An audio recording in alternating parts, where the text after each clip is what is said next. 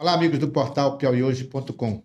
A partir de agora, todas as tardes você terá um encontro conosco. Nós vamos estar aqui discutindo, debatendo as notícias do Piauí, do Brasil e do mundo. Aqui comigo nesse bate-papo com notícia, o professor e jornalista Roberto John, que vai interagir comigo aqui. Boa tarde, Roberto John. Boa tarde, é um tema bom, a gente está todo dia debatendo alguma questão relevante do cenário nacional, internacional e local. Roberto, nós vamos começar aqui com a notícia que foi repercussão no Brasil e no mundo nos últimos dias, que foi a doença do presidente Lula, né? Qual é a informação nova que se tem? Olha, apesar de todos os agouros que a gente viu aí na internet, de falas de pessoas fazendo que, uns dizendo que o Lula já estaria morto, outros dizendo que não, mas hoje a notícia boa é que o presidente Lula já passeou pelos corredores do Sírio-Libanês, falando com o pessoal da lanchonete e interagindo normalmente e recuperando. Espera-se que até terça-feira ele já esteja voltando para Brasília. É isso aí, Pedro. Olha, mostrando aqui, o presidente Lula já apareceu pela primeira vez hoje, caminhando nos corredores do Hospital Sírio-Libanês, acompanhado do médico, né? Acompanhado do neurocirurgião aí, doutor que está acompanhando ele aí, né? Nesse tratamento, o doutor neurocirurgião Marcos Estavalli, né? É quem está acompanhando. Como você vê aí, o pessoal espalhou, inclusive, Roberto John, fake news, falando da morte, né? Os bolsonaristas espalharam nas redes sociais deles aí, fake news dizendo que o presidente Lula tinha morrido. Como é que você avalia isso? Olha, eu acho que é uma questão de uma incivilidade do tamanho do mundo, além de uma desumanidade e estupidez do ponto de vista de pessoas que têm acesso à opinião pública e começam a divulgar esse tipo de coisa. Além da maldade, é uma questão de desconhecimento, inclusive, da ciência, do tipo de intervenção que o presidente deu. E por conta disso faz esse tipo para poder ver se cria na opinião pública, não comoção, mas exatamente uma onda simbólica, uma onda no ponto de vista negativo contra o presidente. Mas ele está aí agradecendo ao povo brasileiro as orações, agradecendo aqueles que o apoiaram e dizendo a todos os brasileiros que está bem e retornando esses dias. Isso foi importante.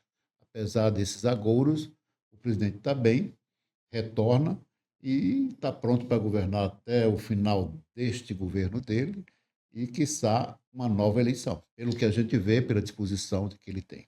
É impressionante a maldade. E o que eu vi a respeito disso foi os comentários, os agouros, essa coisa de fake news falando da morte do presidente Lula, partiu exatamente de pessoas que se dizem cristãs, né? Tementes a Deus.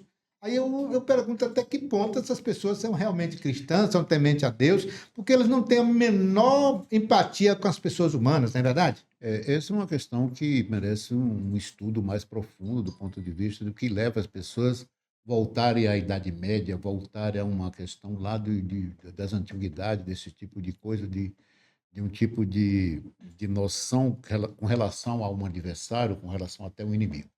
Essa é de uma desumanização que você não tem tamanho. E aí no Brasil, que era um país pacífico, de paz, de solidariedade, de Chamado de cristão, país sobretudo, pacato, país né? pacato, de repente você chega numa situação dessa em que O um país deu. presidente da República, com o nome de Lula, com a representatividade que tem, não só no Brasil, mas no mundo todo, esse tipo de falas, né, de pessoas que se dizem cristã, mas não só isso, humanas, né? Eu acho que é uma questão muito grave que o povo deve observar, a opinião pública, que tipo de gente diz isso e o que significa isso, né? Porque o ódio leva a esse tipo de coisa de desejar a morte de um presidente da República.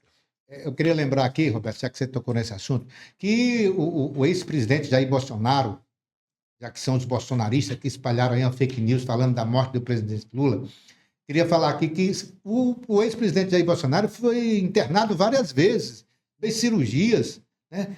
Inclusive de uma facada que até hoje é uma facada polêmica, que dizem que foi uma facada fake, que foi uma facada para ele ganhar a eleição na época, mas eu não vi movimento nas redes sociais de antibolsonaristas desejando a morte dele. Pelo contrário, o país inteiro até ficou acompanhando, mas não com essa coisa de desejar a morte do Bolsonaro, né? Essa é uma polêmica que reina no Brasil todo, a discussão continua ainda com relação a isso, mas não se viu esse tipo de atitude por nenhum, não só, não estou falando de petista, mas generalizado no Brasil, de alguém desejar que o Bolsonaro, naquele momento, pudesse falecer com aquela situação, apesar do acirramento da disputa naquele momento.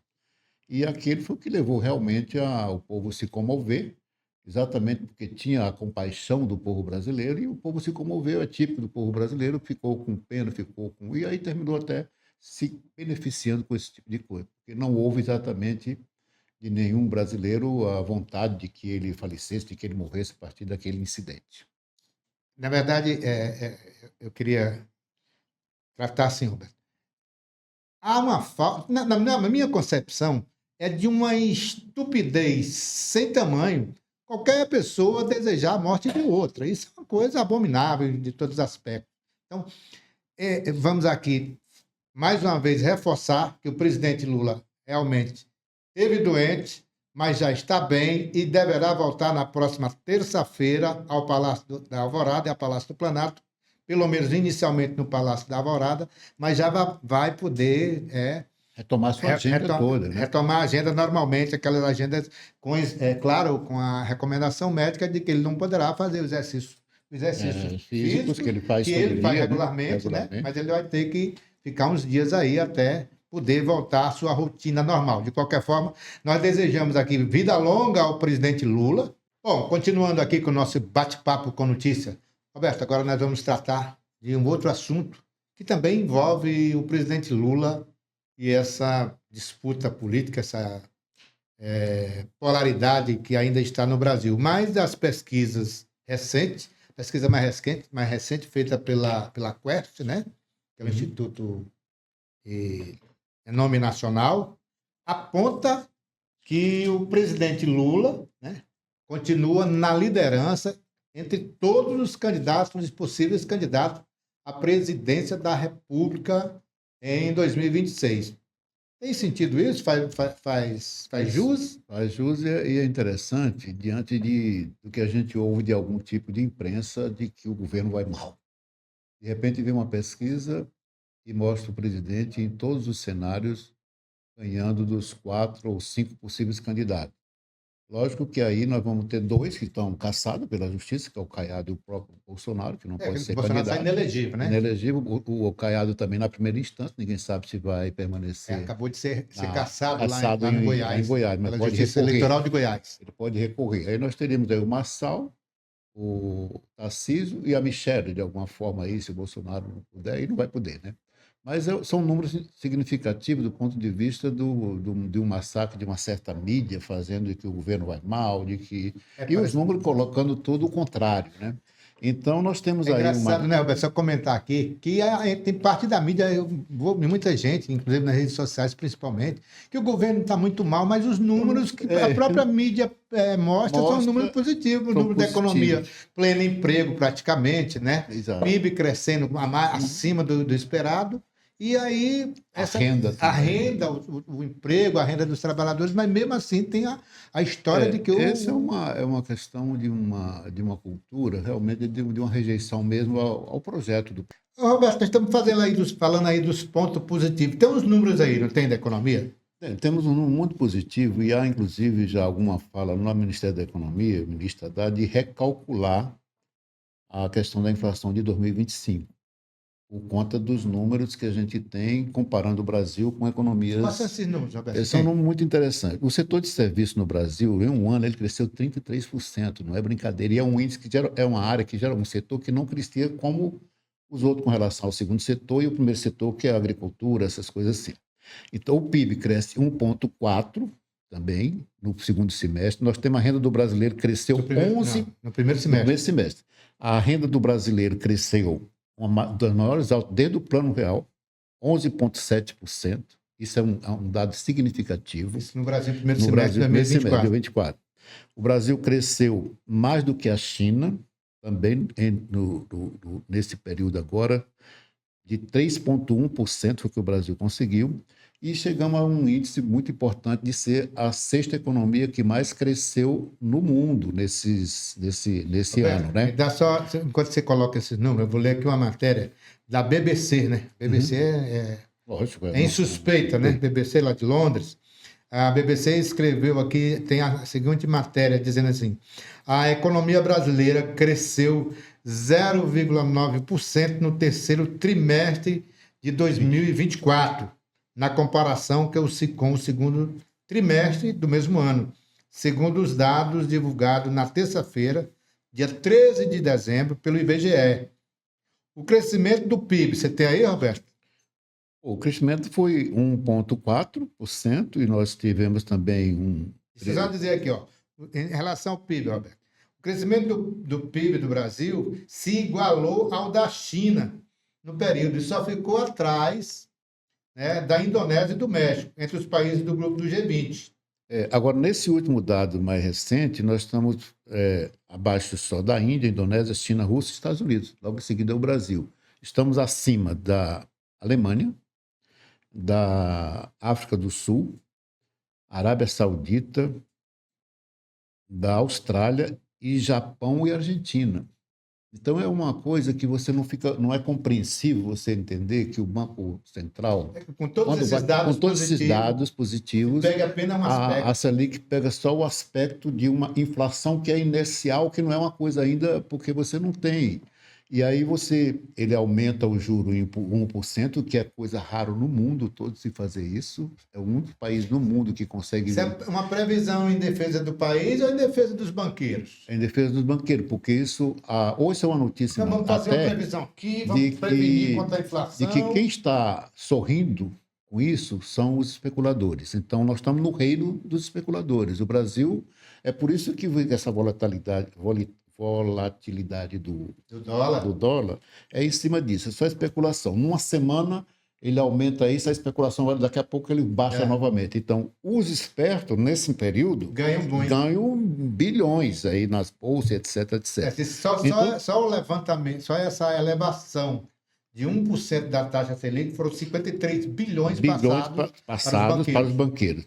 Então, nós estamos numa situação de que o Brasil, com essa dinâmica, em termos comparativos com o mundo, nós estamos muito bem. Então, do ponto de vista da dinâmica, da performance do governo, existe vamos dizer, uma virtuosidade com relação ao que o Brasil está passando nesse momento.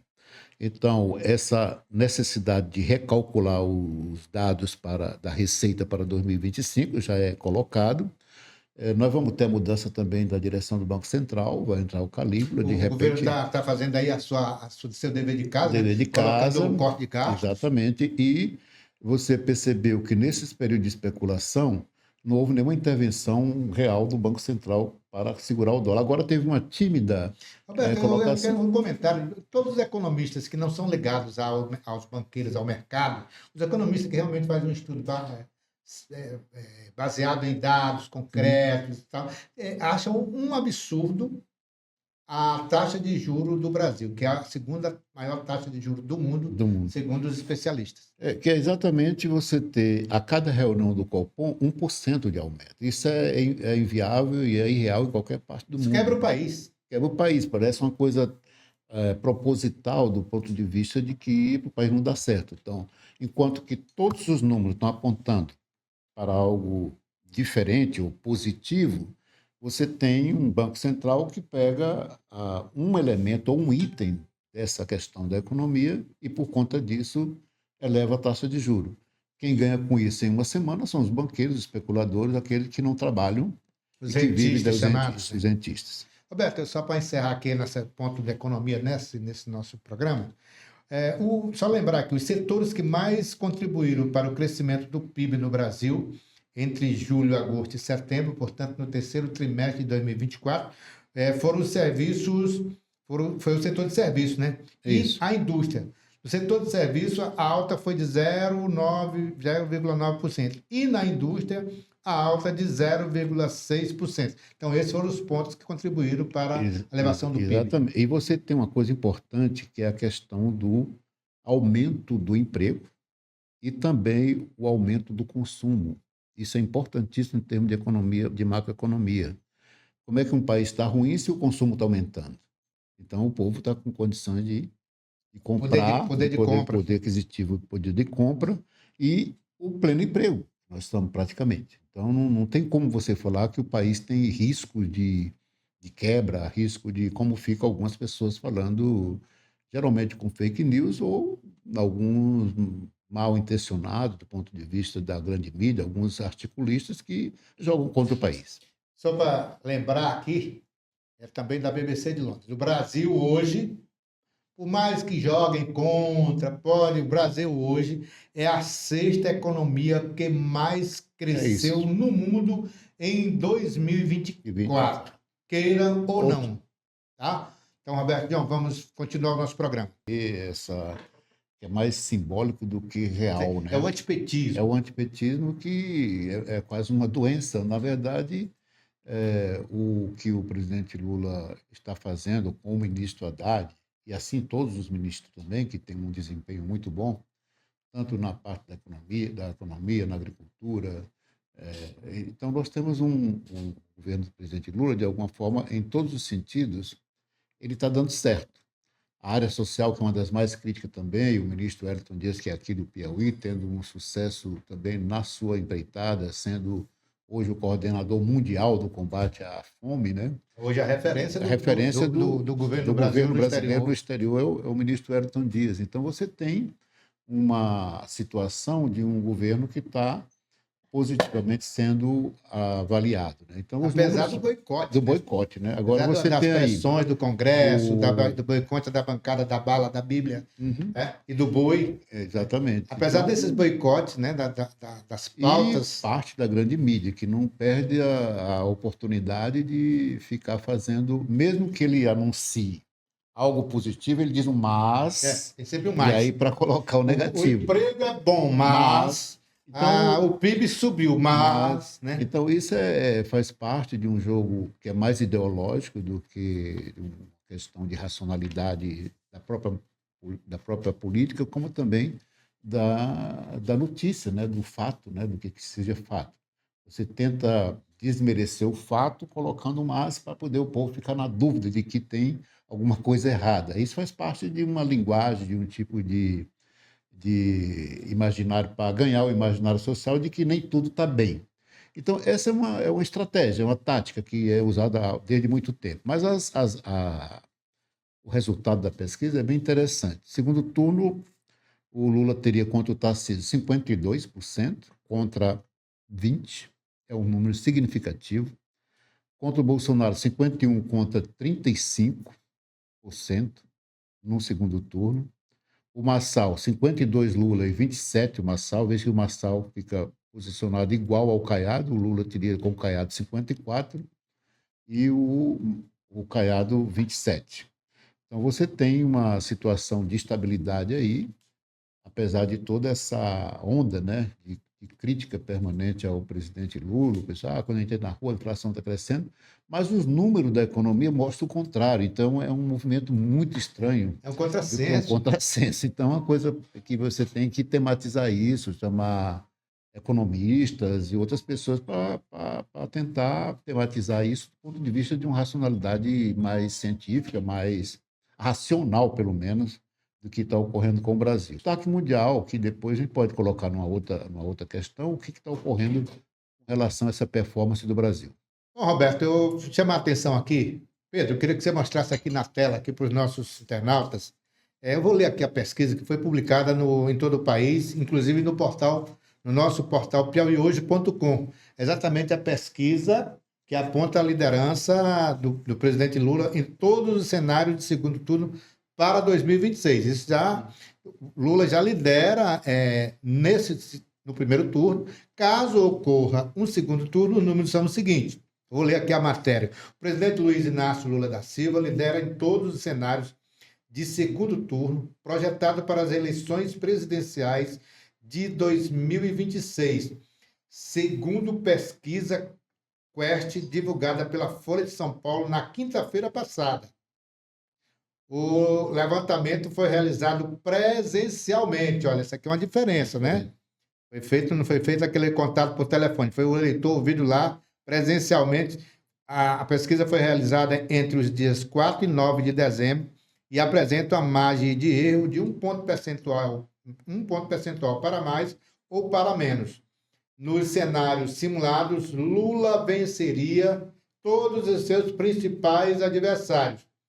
Os números são os seguintes: contra o governador de São Paulo, Tarcísio Freitas, do Republicano, o petista teria 52% dos votos contra 26% de Tarcísio. Né? Em eventual disputa com Jair Bolsonaro, que atualmente está inelegível, né? Mas o bolsonarismo trabalha aí para tirar essa inelegibilidade do Bolsonaro. Não sei se vai conseguir, porque aí também é passar por cima da lei. De qualquer forma, com o Jair Bolsonaro, o Lula teria 51% contra 35%. Os outros candidatos também foram testados. Contra o influenciador Pablo Marçal, que é uma dissidência da direita lá em São Paulo, Lula teria 52% contra 27% de Pablo Marçal. Em confronto com com Ronaldo Caiado, governador do Goiás, que foi realmente recentemente cassado pela Justiça Eleitoral lá de Goiás, o petista foi cassado os direitos políticos, né? Ele está inelegível também, como o Bolsonaro, né? Então, contra Ronaldo Caiado, o Lula teria 54% contra 20%. Então, a diferença, nesse momento, é muito favorável ao presidente Lula. Não se sabe se o presidente realmente será candidato à reeleição. De qualquer forma, outros candidatos, Fernando Haddad, por exemplo, aparece também, não é, Roberto? Aparece também. Vencendo em todos os cenários. Haddad, que seria um candidato, caso Lula não dispute. Então, Fernando Haddad seria esse candidato. Seria o mais cotado. Seria o mais cotado para substituir a candidatura do Lula, como já foi em 2018, quando o Lula estava preso, o Haddad, por pouco, não ganhou do Bolsonaro, né? Apesar de toda aquela luta. Mas vamos para adiante. Então, Lula venceria Bolsonaro e os demais candidatos. Fernando Haddad também tem todas as condições de ser o candidato do governo à presidência da República. Não é verdade, Roberto? É isso. E tem a rejeição, que é importante você colocar. Ah, tá. Então, nós vamos falar aqui, mostra aqui, Pedro, a questão, outra matéria importante aqui, ó, da pesquisa. Olha aí. Um outro dado importante, que Bolsonaro, né? Bolsonaro lidera. Né? Esse é outro dado importante, Roberto. Eu queria, inclusive, seu comentário sobre isso. Segundo a pesquisa da Quest, divulgada pela Folha de São Paulo, na quinta-feira passada, o ex-presidente Jair Bolsonaro lidera o índice de rejeição entre os políticos brasileiros, não é só entre os candidatos à presidência, não, tá? De acordo com o levantamento, 57% dos entrevistados afirmaram que não votariam em Bolsonaro nas eleições presidenciais de 2026, caso ele fosse candidato. Lembrando que ele está inelegível. No entanto, o presidente continua inelegível e esse seria o candidato com maior rejeição, né? A pesquisa também revelou que o presidente Lula apresenta um índice de rejeição de 45%, né? 12% abaixo de Bolsonaro. Então, Bolsonaro continua, né? Está aí os dados, aí os números. A pesquisa depois vem a Michelle com 51% também de rejeição. Vamos ver aqui os números.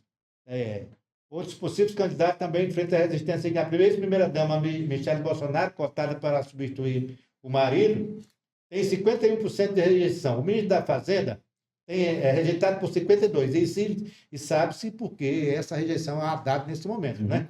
Por conta das medidas econômicas que ele está adotando, da pauta de reforma tributária que ele está encaminhando no Congresso Nacional. Portanto, está aí a notícia das pesquisas. Algum comentário, Alberto? Esse é um dado importante, porque nós estamos há 2 anos, né, da campanha, praticamente, e esses dados, o Lula sempre aparece em todas as eleições com 2 anos com essa performance, e dificilmente ele vai diminuindo com relação ao Lula. E a rejeição é um dado significativo em todas as pesquisas, porque é como se você estivesse dobrando os votos, né, negativo para um candidato. E uma rejeição nesse sentido é considerável, além de que eu não acredito, do ponto de vista da cassação dos direitos, será irrevogável. Não tem como O Caiado ainda pode, porque tem 2 instâncias para ele recorrer, mas o Bolsonaro, para mim, é ficha já virada, página virada nessa questão.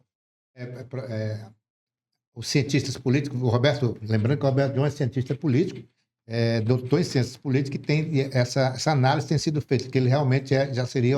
a própria direita já teria descartado o Bolsonaro. Ele ser candidato. Roberto, mas agora nós vamos tratar do mesmo assunto, pesquisa, mas nós vamos tratar da questão local, o governo do Estado. Está tendo muita disse-me-disse aí em relação às possíveis alianças, né? Nessa semana surgiu a história de que o senador Ciro Nogueira já estaria tentando se aproximar do governo para se abraçar com o PT na próxima campanha. O PT precisa dessas alianças? Olha, nós temos que analisar isso de um ponto de vista mais racional, do ponto da questão político-partidária. Nós temos uma questão nacional, que não é tão simples. Apesar dos números serem tão favoráveis para o presidente Lula, nós temos um Congresso complicado no ponto de vista de pautas bombas e outras coisas que podem surgir ainda daqui para lá. Apesar do presidente ter vencido quase todas as grandes questões, como questão tributária, mas agora vieram as pautas que foram negativas com relação a... Porque começam a sair as isenções, né? E tal. E isso não estava previsto, né? Os lobbies lá estão funcionando. De repente os lobbies estão funcionando. Mas essa questão da questão do PP se aproximar do governo, ela é real do plano nacional. Se ela acontecer no plano real, ela terá que repercutir aqui de alguma forma. Isso aconteceu no passado também. Né? Seria estranho se o PT quisesse ir para mudar, né? Mas aí o Ciro mudar não é mais novidade. Tem uma questão aí que, em termos de análise política, da ciência política, você tem um elemento teórico que é o fisiologismo. Essa é uma questão no Brasil muito forte, talvez em poucos países você tenha isso, de que é uma troca de favores real entre aquele que se alia e quem está chamando para aliar. Nesse caso, o governo federal estaria do apoio desse fisiologismo do ponto de vista que necessita do apoio dos votos do PP no Congresso Nacional para ficar tranquilo com relação às reformas e outras mudanças que possam ser... Isso é resultado de uma coisa chamada presidencialismo semi-parlamentarista que nós estamos vivendo, né? Que é algo estranho do ponto de vista da ciência política, ou você é uma coisa ou outra, né? Mas essa situação, ela repercute aqui. Agora, o que estão pensando aqui para o Piauí é algo meio estranho, mas eu acho que não há amparo na legislação eleitoral de um certo alinhamento ou filiação cruzada que teria uma possibilidade de... Mas tem gente do governo costurando isso aqui? Tem algumas pessoas, inclusive do PT, lideranças reunidas e discutindo essa possibilidade, que eu acho meio inviável do ponto de vista da legislação. Você tem incorporação, você tem aliança, mas esse tipo de cruzamento em que não há uma coligação formal, mas sim uma filiação no processo eleitoral, de que políticos se aliam a uma chapa e compõem aquela chapa. E o pior ainda é a nova possibilidade que eu vi um deputado falando, de que, no caso do PT e o PP lançaria os federais e o PT não lançaria. O PT lançaria só os estaduais e o PP... Isso é inviável do ponto de vista do quadro. O PT tem